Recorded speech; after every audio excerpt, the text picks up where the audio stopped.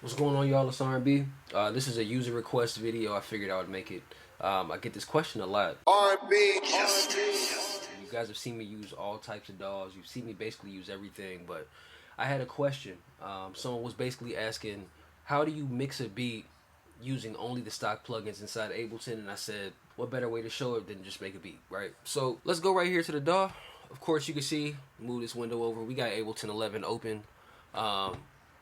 What I'm gonna do, I'll just make a beat, you know what I'm saying, with the stock plugins as effects and whatnot, and just kind of give you my workflow and show you how I mix certain stuff and go from there. So the first thing we'll do, we'll start with some Rhodes. Let's get a cool little tempo. Let's call it 170. Let's call it 180, right?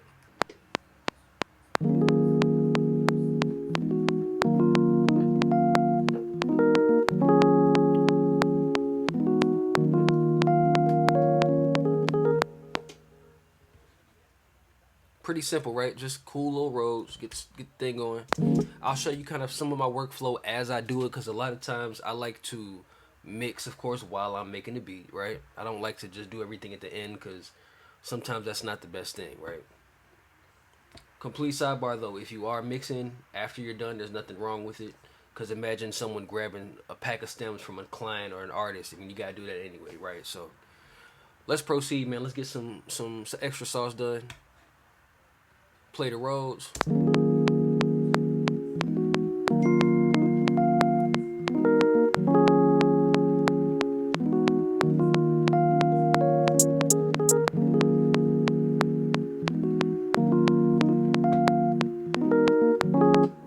Let's do a close hat.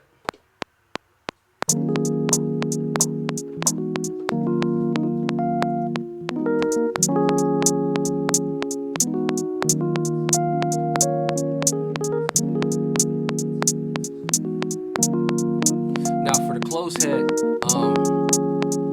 as you can see on my default audio, on my default MIDI tracks, I already have an EQ, an 8-band EQ setup. I already have a utility plugin, which is stereo wideness and mono, yada yada.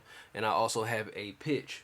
You know what I mean? I'd always do that, guys. If you don't do that already, get used to having your arsenal set for a default audio and default MIDI track, right? So that's that. If you don't know how to do that, you can just right click wherever your channel is that you're working on and just right click it at the bottom. It'll say save as default MIDI or default audio track. For the hi-hat, I kind of know how I'm going to mix it already, so I'm just going to bring some of the low end down. Let's keep going. Probably at a rim, I'm going to go into one of my own drum packs. This is called Seasons. If you have not gotten Seasoned yet, go out and grab it. It comes with melodies, stems, drums, of course. Let's add a rim. Right? Quantize them up. Oop. My bad. Let's do that again. That's what happens when you move too fast. Let's go. Right? Now I'm gonna take some of that tail off on the rim. Snaps a little more. Let's grab an open hat maybe, just to add some more bounce. Whew.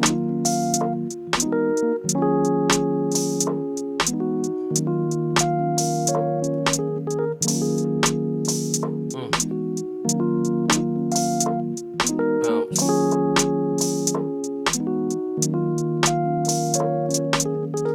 Right? So there's that. A lot of times on open hats, I just like to carve out frequencies, and that's my main thing. I mean, this is a very more so for beginner thing as far as learning the mix. EQ is your best friend, right? EQ is your best friend. Sometimes it helps depending on the sounds that you choose, because sound selection is a huge deal. You want to make sure you have the right frequencies poking out, and you want to have the wrong stuff carved out, right? And we'll get into that a little more. So let's keep going. let's add a kick. All from the same pack. This is all from Seasons. Let's use this kick. It's called Oceans. One of my favorites. Whew. Perfect, man. Perfect.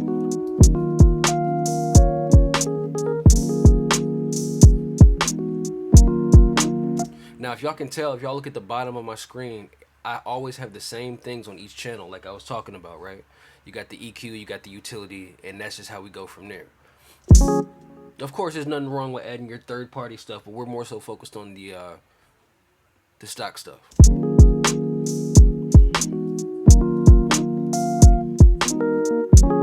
Now let's add a bass line. It's gonna be fun right here. It's one of my favorite plugins. It's a free plugin, y'all. Free.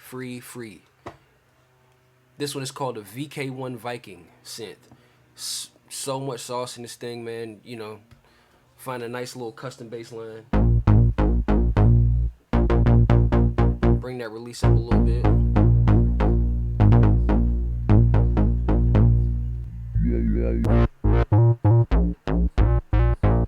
Ooh, that's nice right there.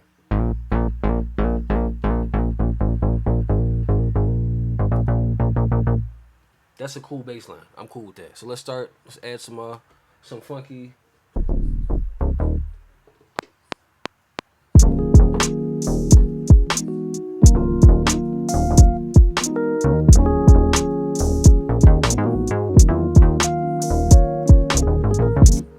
Right? I'm gonna change one note. That bum bum.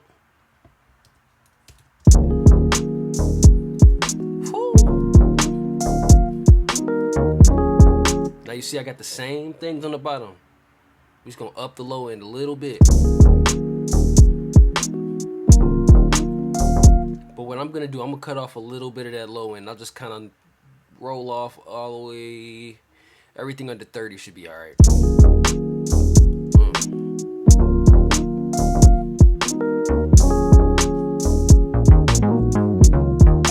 Now let's add some cool, let's add some synths. Let's do a lead synth. Another one of my favorite plugins, Diva.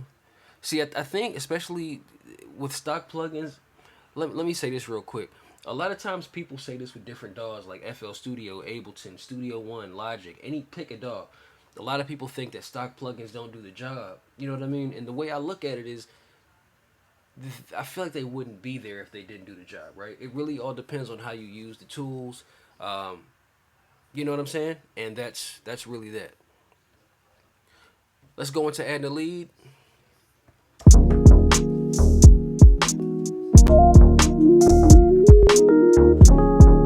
Right? Let me change something on the MIDI assignment on that. Because for some odd reason, my pitch bend creates a stutter. We gotta get rid of that.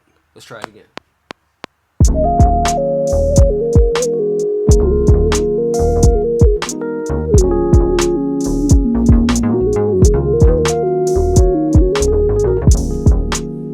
Right, cool.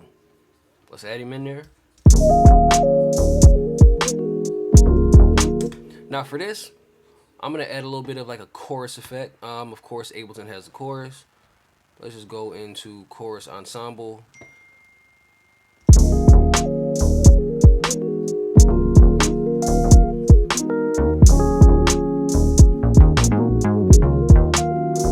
Now, see, now that I'm hearing more, I want to change the bass just a little bit, so I'm gonna roll off the high end.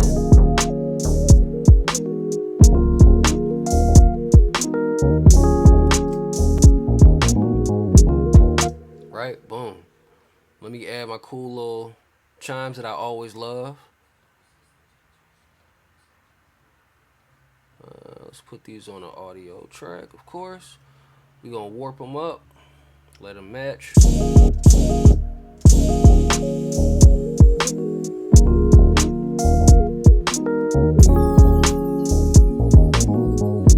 Now see, I'm gonna let the kick bump a little more.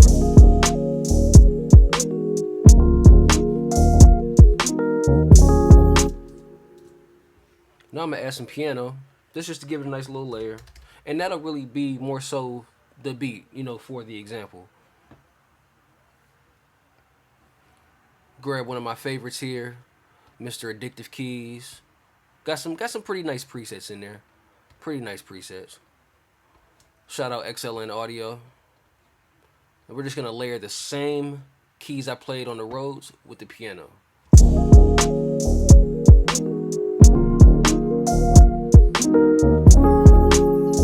Right? Okay, so now we got something cool.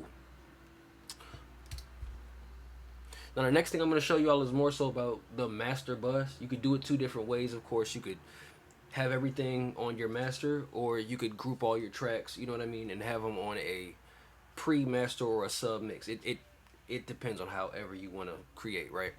In this case, I'm going to make a sub-mix. So, as you can see, the whole beat is basically here, right? All I'm going to do is hit Shift, click all of these, and then for Mac, of course, Command G, or Windows, you want to hit Control G. Boom. Now everything is routed to one big track at the top, of course. I'll just name him Submix. And this is where I'm going to put all my stuff. The master is not going to have everything. I have, shout out my guy Low Heat with the SP404 effects. That's not even needed for this one. This, let's just make a master bus. Or a pre-mix bus. Pre-master bus, sorry. We'll start with 8-band EQ. Let's roll off some low end. I like to roll off between like 35 and 38. Let's call it 35.9. I'll take another band to go up high. Let's keep some clarity in there.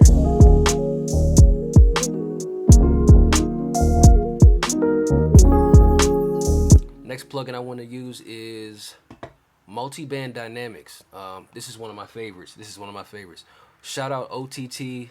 Shout out Ableton for having a version of OTT inside it. If y'all don't use Ableton, of course, OTT is free in all plugin formats. It's one of my favorite plugins, hands down. Let's add OTT and just watch what it does. It does a little bit of upward and downward compression at the same time. Me personally, I don't change the settings too much from the default. All I do is change, if you can see down here, hopefully the screen isn't cutting off too much. There's an amount knob. If you can see me moving that, I like to kind of keep that somewhere between around 20 and 18. It does something like, it adds like a little bit of a sparkle. I could be wrong. I could be explaining it wrongly, but it does something.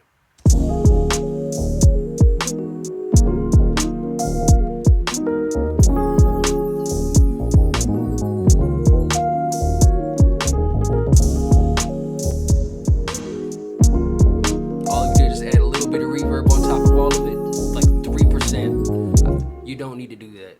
I just like doing that sometimes. You don't need to do that.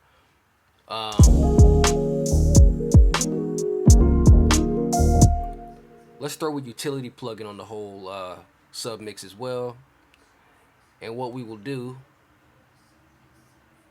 we'll throw it before the EQ. So we'll make that first, but we'll also make the bass mono. You hit that bass mono button, you might not be able to see it. It lets you choose at what hertz and before you want to keep mono, right? So I like to keep mine at like 60. Here we go. So basically you're imaging a track, right? So your stereo width is going to go like this. At the bottom it's mono, and it's going to go all the way up, of course, the stereo width to the top. Long story short. Let's keep it going. All I'm going to do, I'm going to throw one more thing on this, and it is a glue compressor, y'all. Boom. I always put the soft clip on it. And all I do is make sure I see it hitting just a little bit. I don't want it to start slamming, because at that point we know we're squashing.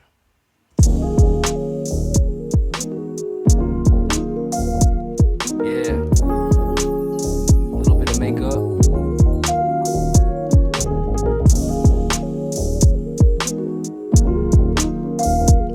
And that's the beat, right?